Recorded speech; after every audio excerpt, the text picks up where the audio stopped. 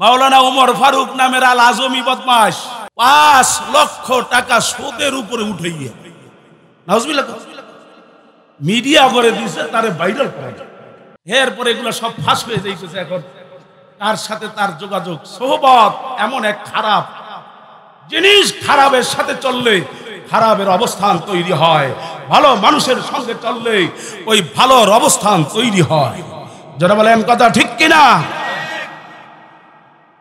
ওই চুল কালার টালার করে প্যান্ট শার্ট করে এখন আবার জাতির কাছে ক্ষমা চায়। কিছু হুজুগে বাঙালি মুসলমান ওয়াজ মাহফিলের কমিটি এই বক্তাই দেখবেন সামনে দাওয়াত দিবে, বেড়াতে বেরিয়ে হয়েছে, এখন কইব টিকটকার থেকে বক্তা হইছে। জোরে কোন কথা ঠিক কিনা? এমন ওয়াজ কিয়ামত পর্যন্ত সাজাতে পারবা, কিন্তু বেনামাজি কোনদিন নামাজি হবে না, হবে না, হবে না। বলতেও লজ্জা লাগে। মাওলানা বলে, আবার উমর ফারুক বলে, আজমি বলে। নাউজুবিল্লাহ কার? মাওলানা উমর ফারুক আজমি। এই বদমাইশের কথা শুনলা?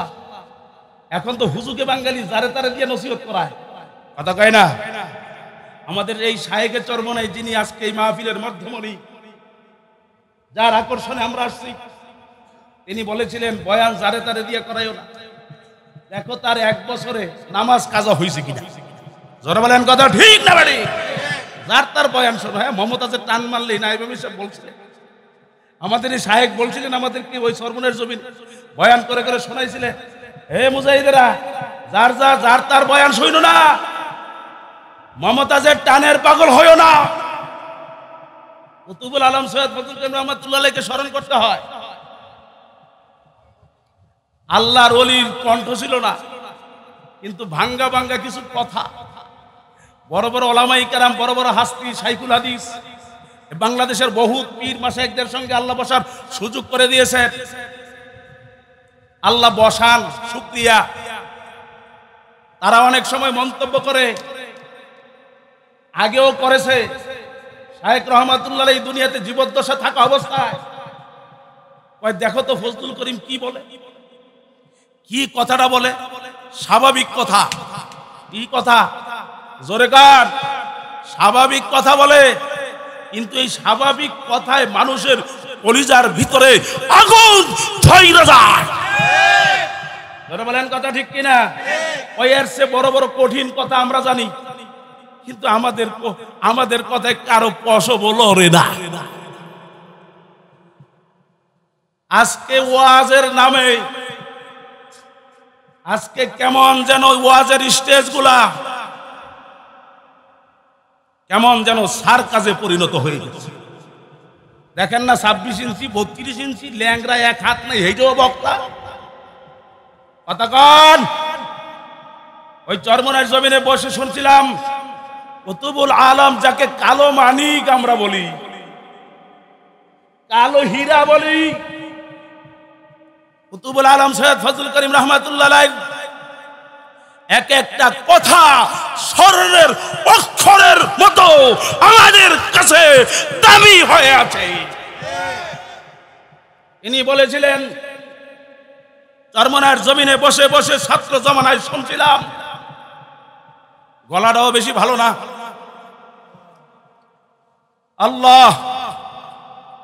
আল্লাহর কুতুব বলছিলেন, বাবা ওলামায়ে কেরামদেরকে লক্ষ্য করে বলছিলেন, বক্তা হওয়ার খেয়াল করিও না, মোটেও খেয়াল করিও না। যদি আল্লাহ তোমাকে বক্তা কবুল করেন, নিজে হাতে আমার মালিক তোমাকে বক্তা বানিয়ে নেবেন। তিনি উদাহরণ দিয়ে তার উপস্থাপন, তার নিজের কথাটা আল্লাহর কুতুব বলেছিলেন যে, আব্বাজানের সঙ্গে আমাদের দাদা হুজুর চরমনায় ছাত্র রহমাতুল্লাহি আলাইহি, তার সঙ্গে অনেক সময় সফরে যাইতাম। বাবাজান খাদেমদেরকে বলতেন, আমার সৈয়দ কোথায়? তিনি উল্লেখ করে ওই চরমনার জমিনে বসে শুনছিলাম।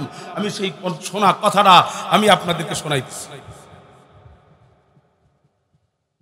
খাদেম যাইয়া বলতো যে, হুজুর, সৈয়দ তো আপনার ঘুমায়। বাবাজান বললেন, আরে সৈয়দ কতকাল ঘুমাবি, তুমি ঘুমাইবার সুযোগও তো পাবা না। ঠিকই দেখা গেছে 33 বছর পর্যন্ত তরিকার চিশতিয়া সাবরিয়া তরিকার খেদমত এমন ভাবে করেছেন, শেষ পর্যায়ে তিনি এত কষ্ট করে তরিকার দাওয়াত দিয়ে গেলেন। আজকে যখন চতুর্দিকে বাংলাদেশের সফর করি শীত সিজনে, তখন দেখি ওই টেকনাফে গিয়েও চরমনার পাগলদেরকে পাওয়া যায়। কোনরা কিডনি আল্লাহর কুতুবের নষ্ট হয়ে গিয়েছে, তরিকার জন্য কি না মেহনত তারা করেছে। বাবার আমার,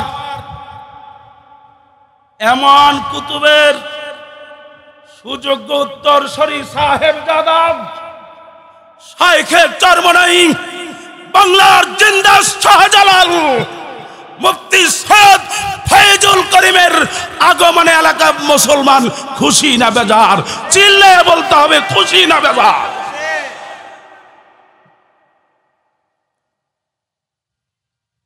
এক পর্যায়ে যখন বাবার সামনে ডাকে হাজিরা দিয়ে আসলাম, আল্লাহর কুতুব বলেন, বাবা জান বলতেছে সৈয়দ স্টেজে যাও, কিছু আলোচনা করো, আমি আসতেছি। আল্লাহর কুতুব ফজলুল করিম রহমাতুল্লাহ আলাইহি বলেছিলেন, বাজান আমার তো কিছু মনে আসে না।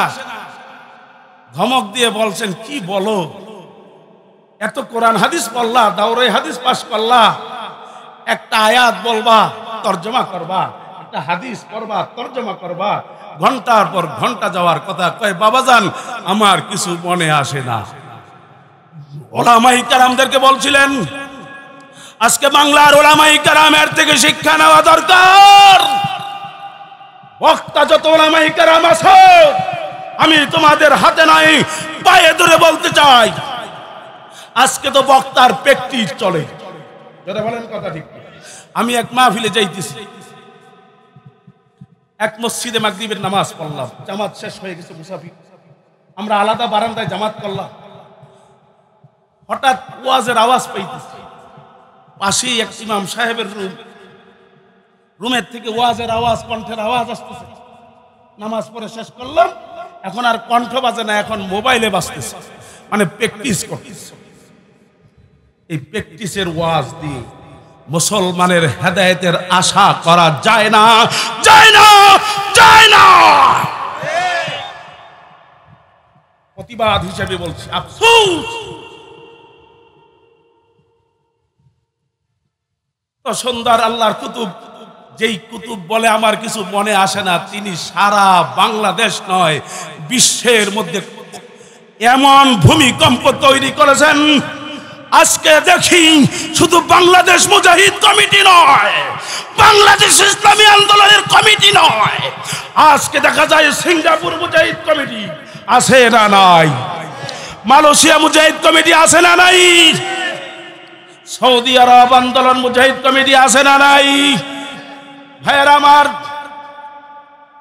এই কুতুবদের ফসল আল্লাহর পাগলদেরকে চিনে নাও, কোন পাগল এখানে আগমন করতেছে? আলহামদুলিল্লাহ বলে না। শোনা শুনলাম, এক আলেম ভাই বলতেছে সাক্ষী সহকারে, একজন মিডিয়া ব্যক্তিত্ব আমাকে বলতেছেন, হুজুর মাওলানা ওমর ফারুক নামের আল আজমি বদমাশ 5 লক্ষ টাকা, কত লক্ষ, এদিকে তাকান, কত লক্ষ, 5 লক্ষ টাকা সুদের উপরে উঠাইয়া নাউজুবিল্লাহ মিডিয়া করে দিয়েছে, তারে ভাইরাল করে। ভাইয়ের আমার, পীর মাশায়েখদের, এমন পীর মাশায়েখদের বয়ান শুনতে চলে আসুন। কত বড় আল্লাহর ওলি আমার আপনার সামনে আসতেছে। আজকে কোম্পানিগঞ্জ বাসী ধন্য হয়ে গেছে। 5 লক্ষ টাকা নাকি দিছে মিডিয়াতে। এরপরে এগুলো সব ফাঁস হয়ে যাইতেছে। এখন তার সাথে তার যোগাযোগ, সোহবত এমন এক খারাপ জিনিস, খারাপের সাথে চললে খারাপের অবস্থান তৈরি হয়, ভালো মানুষের সঙ্গে চললে ওই ভালোর অবস্থান তৈরি হয়। যারা বলেন কথা ঠিক কিনা? ওই চুল কালার টালার করে, প্যান্ট শার্ট করে এখন আবার জাতির কাছে ক্ষমা চায়। কিছু হুজুগে বাঙালি মুসলমান ওয়াজ মাহফিলের কমিটি এই বক্তাই দেখবেন সামনে দাওয়াত দিবে, বেড়াতে বেরিয়ে হয়েছে, এখন কইব টিকটকার থেকে বক্তা হইছে। জোরে কোন কথা ঠিক কিনা? এমন ওয়াজ কিয়ামত পর্যন্ত সাজাতে পারবা, কিন্তু বেনামাজি কোনদিন নামাজি হবে না, হবে না, হবে না।